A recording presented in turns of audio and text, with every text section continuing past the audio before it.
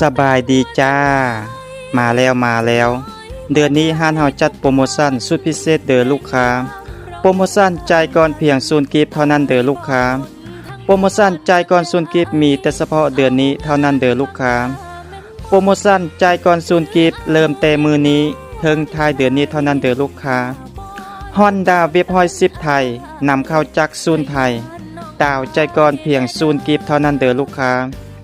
Honda Wave 110ไทยจ่ายเดือนละ1,369,000 กิฟเท่านั้นเด้อเอกสารง่ายๆใส่เพียงสำนึกหัวอย่างเดียวเรื่องการผ่อนแม่นง่ายๆผ่อนง่ายจ่ายสบายออกรถไวภายใน20นาทีเรื่องการผ่อนแม่นผ่อนได้ทุกอาชีพใดก็ผ่อนรถได้เด้อลูกค้า